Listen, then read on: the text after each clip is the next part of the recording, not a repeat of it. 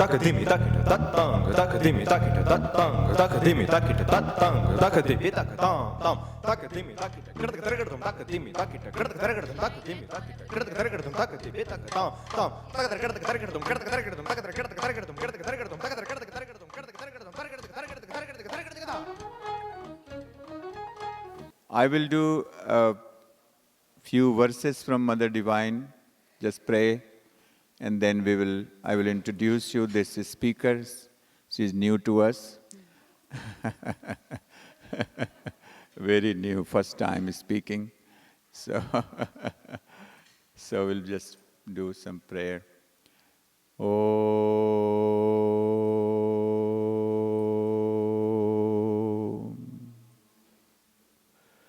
Sarva Mangala Mangalye Shive Sarvartha Sadhike Sharanye Trayambake Gauri Narayani Namostute.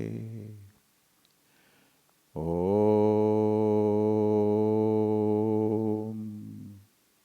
Sarva Badha Prashamanam Trailokyasya Khileswari Evameva Tvaya Karyam Mashmadavari Vinashanam. Om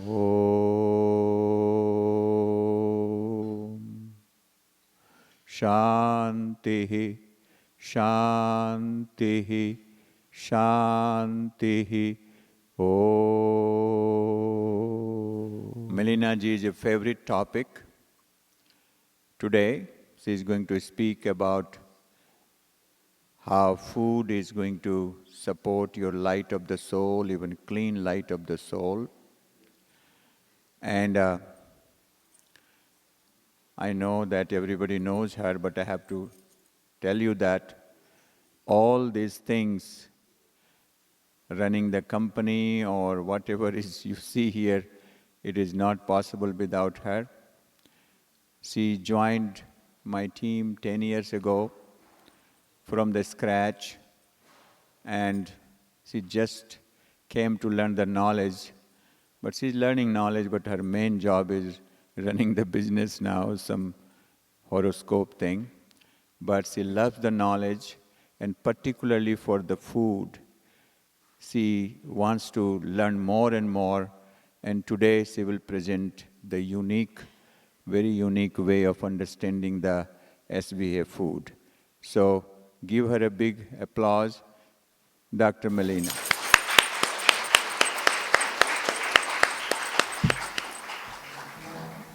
Good morning, everyone. I'm super excited to be here because this is my favorite topic. And why it's my favorite topic from everything that's possible in Ayurveda is because I personally experienced this. I personally experienced the power of food and of Vaidya recommendations when I first met him in 1999. I had my very first consultation with him over the phone, and I was probably taking about 6 to 8 herbal supplements at that point because I was young, but I had too much that was wrong with me, from migraines, acid stomach, emotional moodiness, eczema was developing, excessive back pain that nobody could treat. Small things, but chronic things that could develop into serious problems. And with my first phone consultation with Vaidya, the very first thing he said and did was stop all your supplements. And I was horrified. I was like, what? How can I do that? And then he changed my diet. He told me not to eat certain things, and then he told me to add certain things to my diet. And within just a matter of a few weeks, I was already almost 75% better. My symptoms had abated, and I knew that I was on the road towards better health. And since then, It's been a journey in discovering all the powerful healing properties of food according to Ayurveda, but specifically according to his lineage, because there is Ayurveda, there's mainstream Ayurveda, and then there's Vaidya's lineage that augments and adds twists, details, and more deep knowledge that has been practiced and refined over generations. And that's what I want to talk to you about today. I want to talk about the power of food to heal through the properties, but not just for our physical body, but for something that's even beyond, more deep and vibrational and subtle. And we will discover together how this is going to transpire. Let's just get started, I guess. I have so much to tell you, but here we go. So let's start with the topic of my talk, Ahar Shudhi, Satwa Shudhi.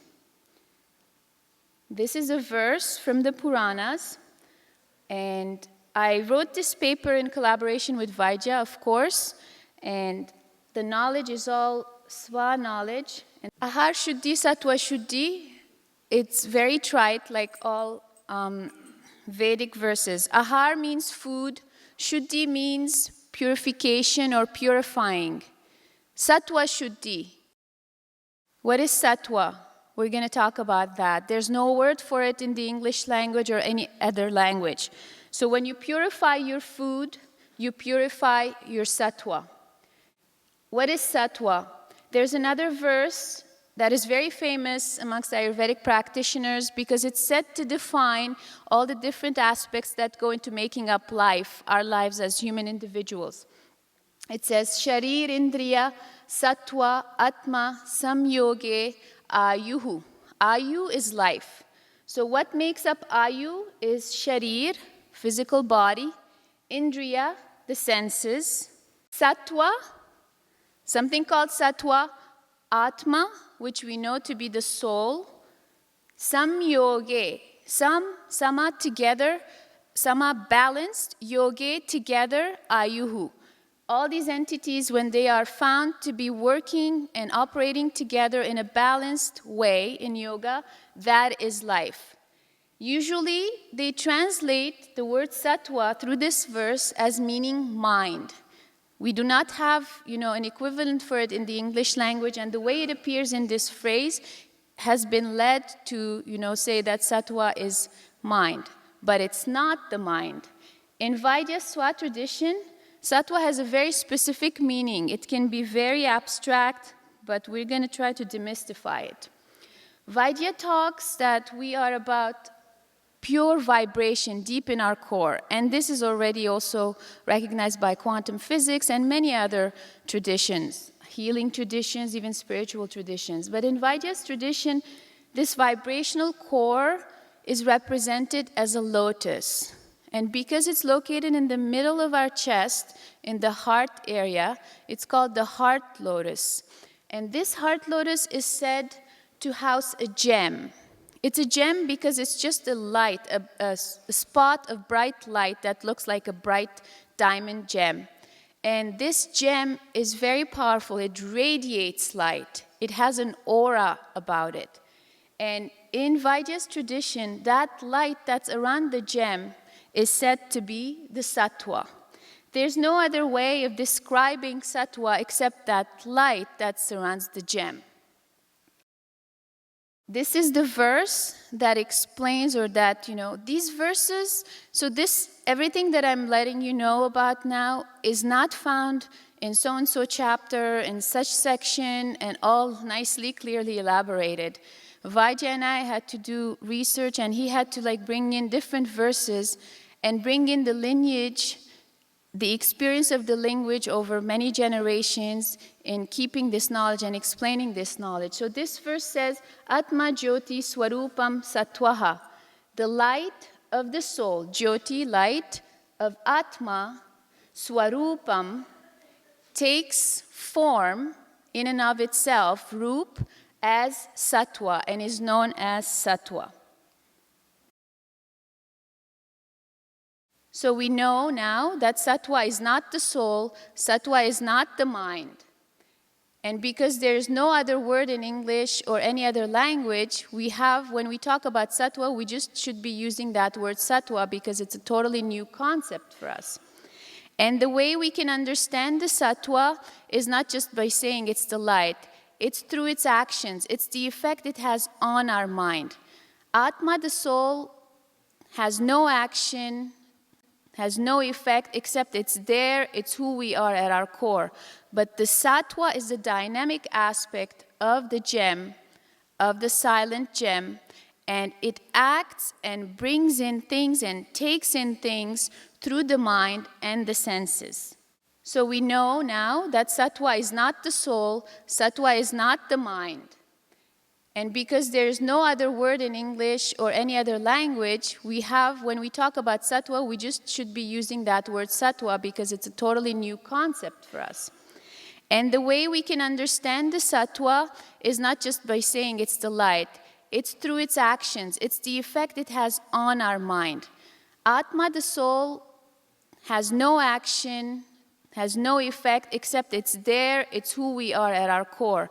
But the Sattva is the dynamic aspect of the gem, of the silent gem, and it acts and brings in things and takes in things through the mind and the senses.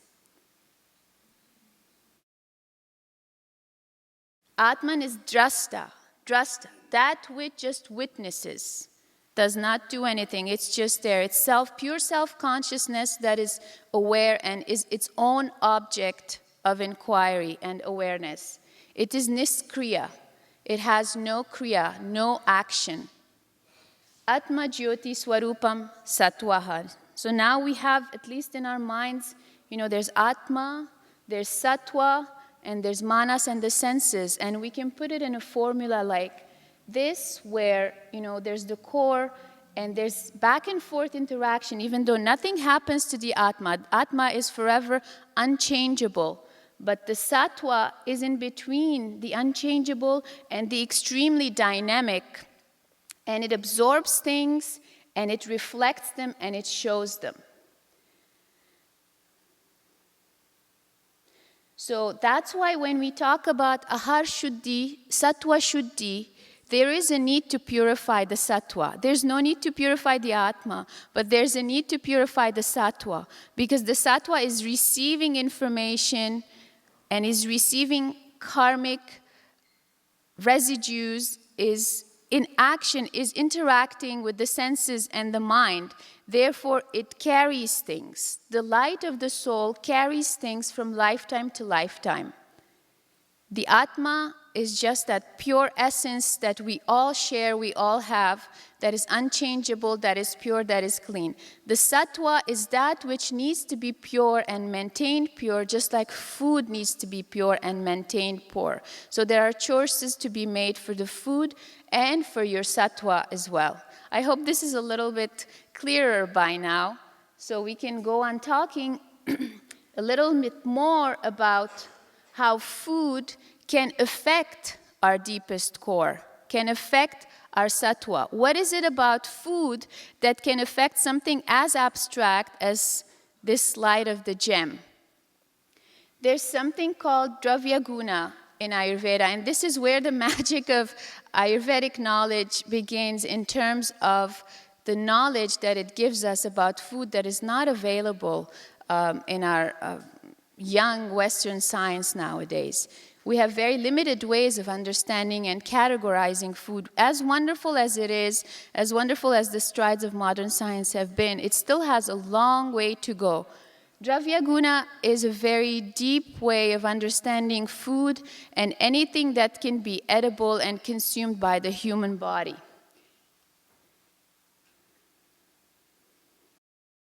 We have 5 gunas in total, but then each guna in itself has a lot of subcategories.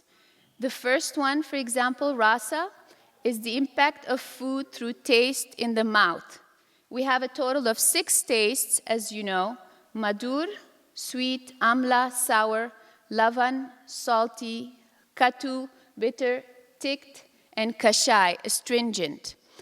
Any food that you eat has these properties in more or less quantities and ratio. And this impacts not just your physical body, but it goes deeper, it travels deeper. But it starts in the rasa, in the mouth, through taste only. Once food has been consumed in the mouth, then other properties come into effect. There's gunas. Guna is the impact of food on the digestive system or the stomach area. Best way to understand this is, for example, the clove. If you take a clove bud, when you first put it in your mouth, it'll taste pungent, even a little bitter. But then, once you've forgotten that you consumed clove, it goes deep into your stomach, and you're already doing something else. That clove is having a different impact in your stomach. Now it's acting as if you had eaten something sweet and cooling in there. But your body is very much aware of that. Your mind has moved on, but your body is working with the second level of properties of that clove that you ingested. And it doesn't stop there. It moves on. Then you have virya, which means potency, and it impacts primarily the liver. After the stomach has churned down and broken down the food, things move down to the liver so that they can be transformed into blood and redistributed as nourishment. And in the virya, we have 20 gunas, by the way, 20 different ways for a food to have properties that can affect your digestive system. It's not just sweet, sour, acidic, pungent. There's 20 different properties. For the virya, we have 3 primary qualities. So the liver will receive a food and feel that it's either hot, cold, or both hot and cold in different proportions at the same time. And based on that, then the liver has a reaction. If you eat something too spicy that upsets your liver, you can have a rash right away, or you can feel hot and bothered, so on and so forth. So then, next property, vipak, primarily operates through the intestines, small and large intestines. We have 3 vipakas. So once your food has moved through your liver, now it's gone into the intestinal area to be absorbed, then the intestine decodes that food that you consumed in its own way. The information is available to it in its own way, and those can be one of any 3 different vipakas. Finally, so you see the food is going through cycles, and it's going from the most gross to the more and more subtle. So it's going from your taste buds in your mouth to your stomach, to your liver, intestines, and then finally it reaches a stage called Prabhava. Food has been transformed, churned down into smaller and smaller molecules till it reaches a point where it's no longer a physical, visible molecule under the microscope. But Ayurveda knows and says your food is still active inside of you, and it's still doing things to you. It's doing things to your mind, even to your body, even though it's no longer physical, and it's also acting on more subtle levels. This is called the Prabhava, the vibrational impact. The vibrational impact is something that doesn't necessarily just involve the physical ingestion of food either. And this is the fascinating thing. You can get the Prabhava of any edible item by looking at it, by smelling it, by hearing of it, by touching it. If you hold, there is the Haritaki plant, Shiva image, which is a very powerful plant with many different healing properties. In India, they have, they tell you that if you just have the seed and you hold it in the middle of your palm, it can also bring you healing and blessings. And this, they're talking about Prabhava of Shiva image at this point. This Prabhava is our key factor. This is the key term that connects our food to our Sattva, to the light of our soul. And this is, what makes a world of a difference when you are choosing your Ayurvedic diet and you are on your healing path. Every food has a Prabhava, whether it's dead, it's putrefied, it's, microwaved, or, it's fresh and good. Everything has a Prabhava. It just depends on whether that Prabhava is sattvic or not.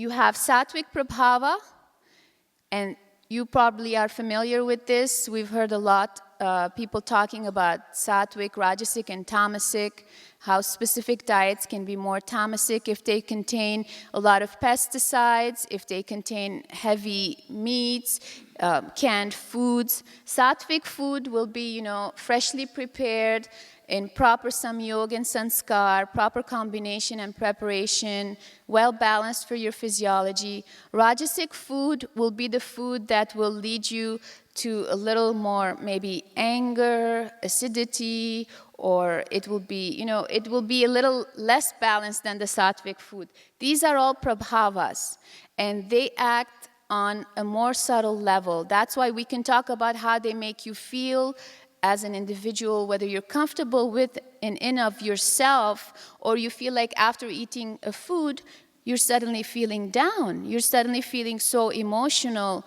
you start to cry, or you feel angry. You feel like you have no more desire to do your work, or you feel happy, nourished, you're ready to go. Challenges come your way, but you're ready to take them on and tackle them and win over any impediments. It may sound like, your grandmother just prodding you on, it's okay, you can do it. But this is actually very real. We may not have discovered the measuring machine yet in science, but if we accept everything else, that Ayurveda teaches us that can be confirmed by science, I think it leads the way to also thinking that one day we're going to be able to prove these things scientifically. But right now, your own body is actually your ground of experimentation. You can experiment with the statements of Ayurveda and find out for yourself, yes, my God, clove does do that. It does cool off my liver. It does make me feel better and more balanced, so on and so forth. So once we understand these basic steps about food and how it operates in our body and it has an impact on our mind and on our sattva, then we can start to talk about the 7 dhatus, the tissues. Ayurveda categorizes our physiology with 7 dhatus, the first one being rasa dhatu, which is the lymph tissue. Whenever you ingest anything, the first layer that is formed from the food that you have ingested contains everything, all the ingredients in a broken down manner, in a liquid form that travels through a sandhi, a gap. At this point, I think we can look at our SVA food pyramid. They're on your tables. The bottommost level is the rasa dhatu. So the rasa dhatu is the first dhatu after you ingest food that needs to get transformed through metabolism to produce your blood tissue. The second layer, the rakta dhatu. So the way it works, the way our body gets nourishment from any food that we eat is by transforming the food that we eat into our own selves. You must have heard the expression, you are what you eat. I never understood what that actually meant until I became more familiar with this Ayurvedic concept of the 7 dhatus and how we appropriate food. We make food into our own. When you eat it and things are broken down into the rasa dhatu and are then sent through the liver to make your own blood. Whatever you eat gets transformed to turn into your own blood that then travels into your other tissues to make up the body that you are in, that you are actually. So after the rakta dhatu, we get the mamsa, muscle dhatu.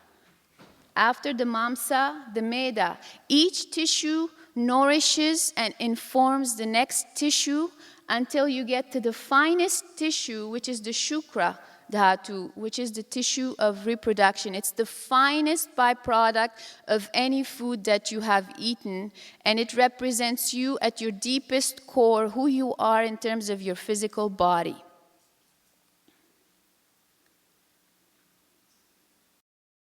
So in this sense, having this idea of the tissues of rajasic, tamasic, sattvic food, and the sattva and everything, Everyday food, you can make choices about your everyday food. These are SVA recommendations that Vaidya tells everybody to follow regardless of their imbalances. First thing is, food should not be clogging. When your food is clogging, it means it stops on one level or another of this pyramid. The transformation that is meant to go on from the rasa to the next tissues gets arrested because that food is not able to cross the gap that is between one tissue and the next where all activity is taking place. And you can imagine when something cannot cross the border, the boundary, it gets stuck in that level and it sits there. In the first stage, it appears as ama, just residue, toxic residue. When it gets to sit longer and longer, it's like the trash in your kitchen that gets to sit for a week, 2, 3 weeks, because you just don't know how to get rid of it. You're too lazy or whatever. And then it starts to ferment and turn into a nasty, acidic, reactive mass. And that turns into amavisha. And that's why you do not want to consume anything that is clogging. Nightshades are clogging. Foods that are old are clogging. They will get stuck in your dhatus and then will cause problems in your physical or vibrational channels.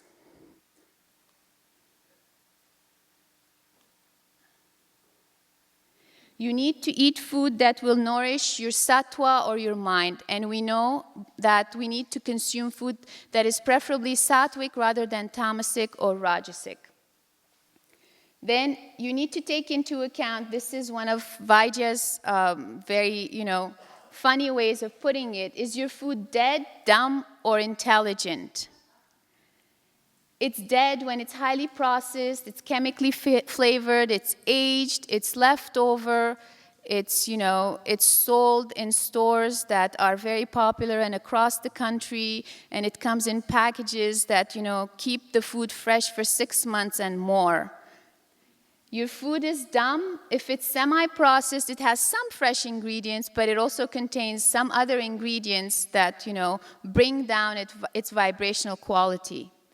Your food is intelligent means your food, once you put it in your mouth, it knows what to do. It knows where to go. It doesn't get stuck. It passes through all the tests that your body is putting to it, and it succeeds with flying colors. And it goes through the whole layers of transformation and reaches Shukra Dhatu and is ready there for you to be used where and when you need it. And that's what you want to consume.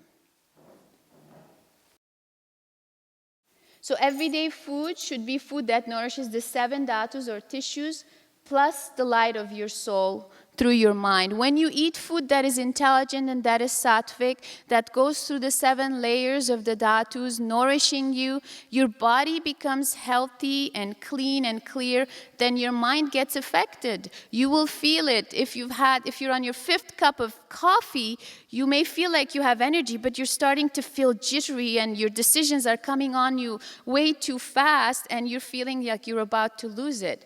Or, you ate some very pungent food at a Thai restaurant and now you're starting to feel like, well, that neighbor's starting to get on your nerves and you better do something about it. And then you'll have, like a rice mango pudding or something that they offer after they've given you that really hot, spicy food. And then all of a sudden, well, he's not such a bad neighbor after all. Maybe you can find a way to deal with him. So, you see, you have to eat food that affects your mind, and through your mind, your sattva, in a way that is not going to lead you into decisions that you may then regret. It's very subtle, but it's something that you can experience on a personal level. You can experiment through the foods that you are eating. And this is how, when you purify your food, you eat sattvic food, you're purifying your sattva.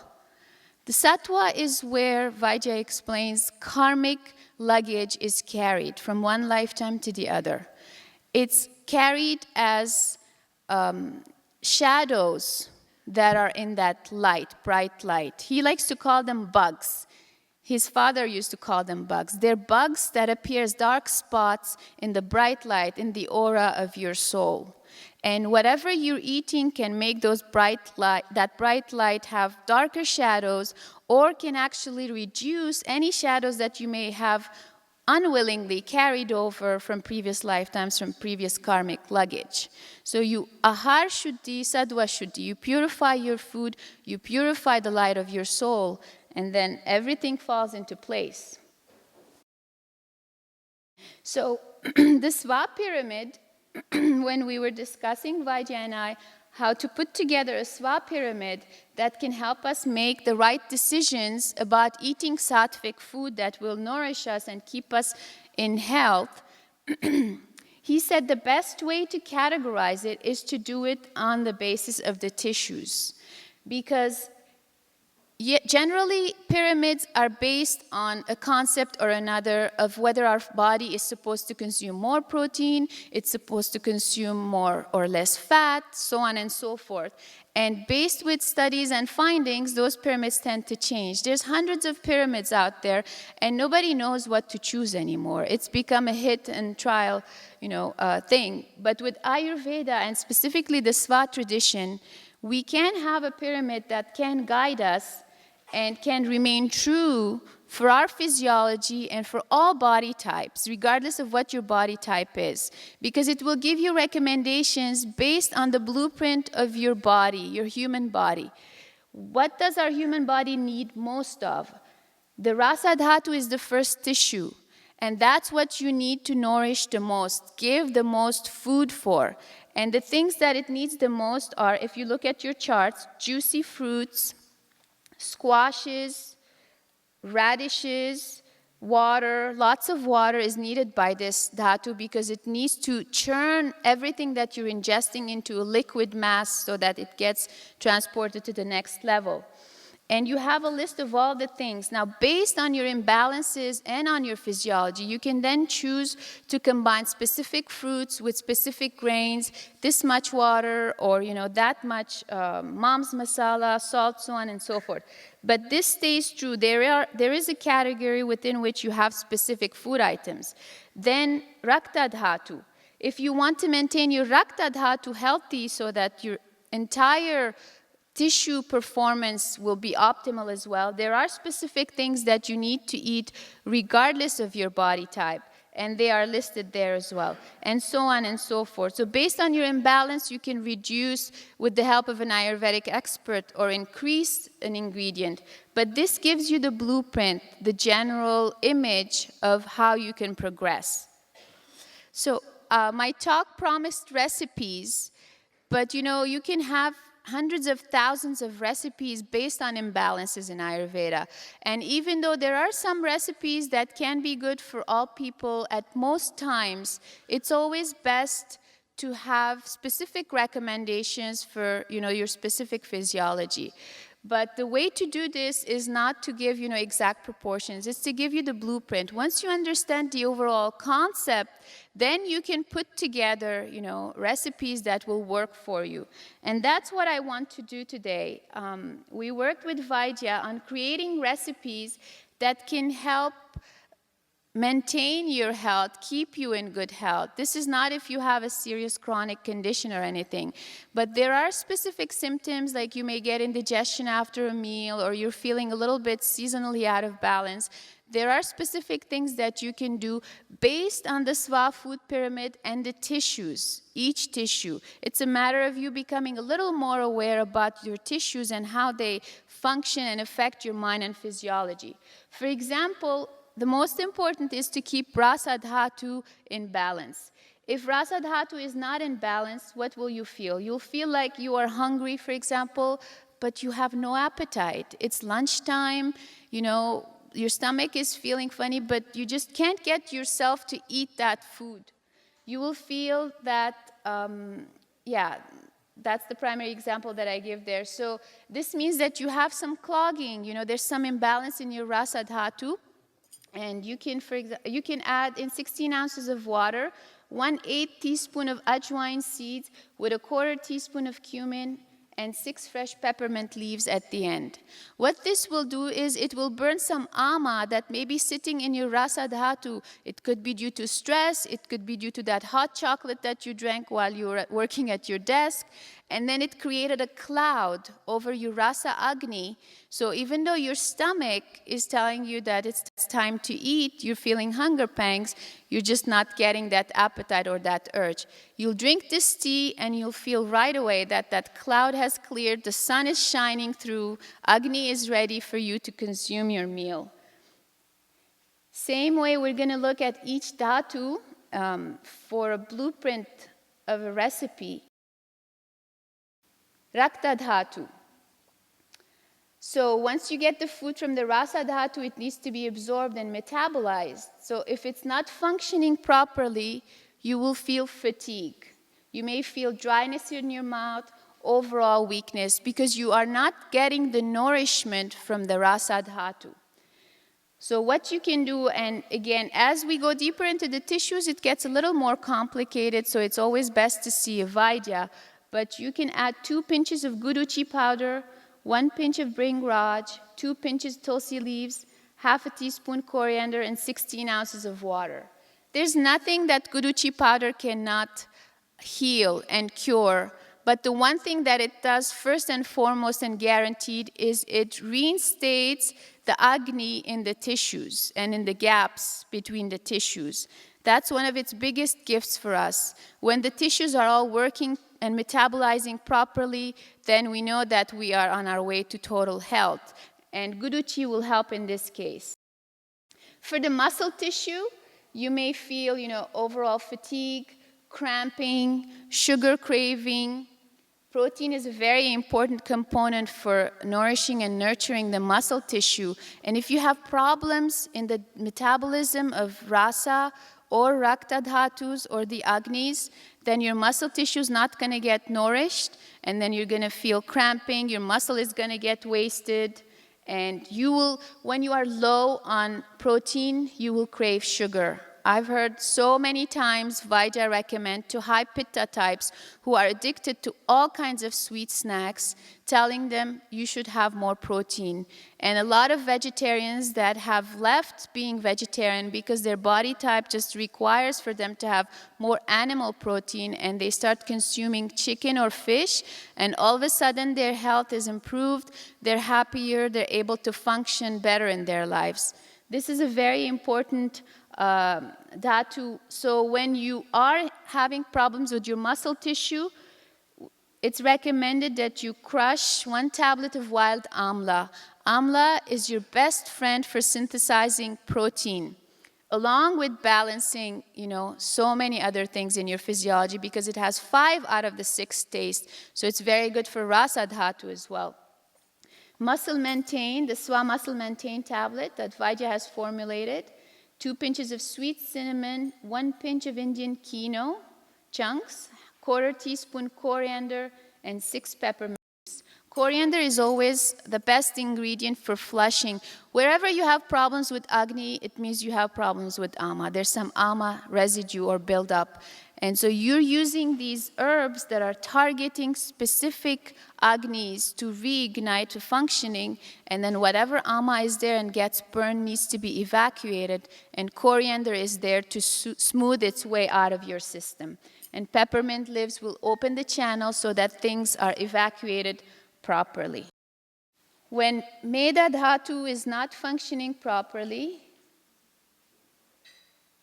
you can experience overall body dryness because your body is just not getting the fat that you are consuming.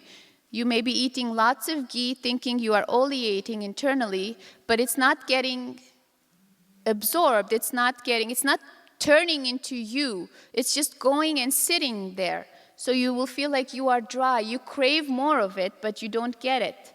And that will impact your mind. Fat is the most important food or ingredient for the mind, for the brain.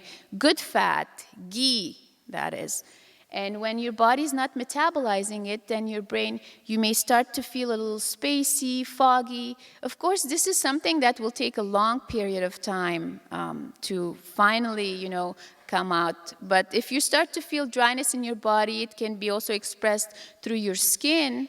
Then you know that, something's going on with your fat metabolism, and you may want to add, for example, fenugreek seeds to your food, or see a SVA expert, because we're getting deeper into the tissues, and the deeper we get, the more subtle it becomes, and you want to have guidance when you're working on it. In 16 ounces of water, add 2 pinches of Indian sarsaparilla, 2 pinches fenugreek, 1/4 teaspoon coriander, and 6 peppermint leaves. This is such a beautiful formula. Indian sarsaparilla is the best herb for absorbing and digesting fat. And fenugreek does the same thing. Fenugreek is, aside from its amazing flavor and aroma when you cook it, can be very heating. It has a lot of agni or fire that will help burn that fat in your physiology. But Indian sarsaparilla does the same thing and keeps things cool.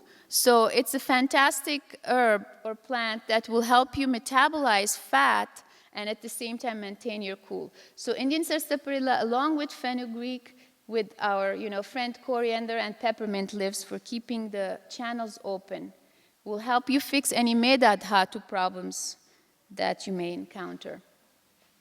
Asti Dhatu feeds off of Meda Dhatu. If your Meda Dhatu is not doing well, then your bone is not getting nourished, and then you're going to experience brittle nails, hair, and weak bones that are low in calcium as well. The metabolization of calcium also gets impacted.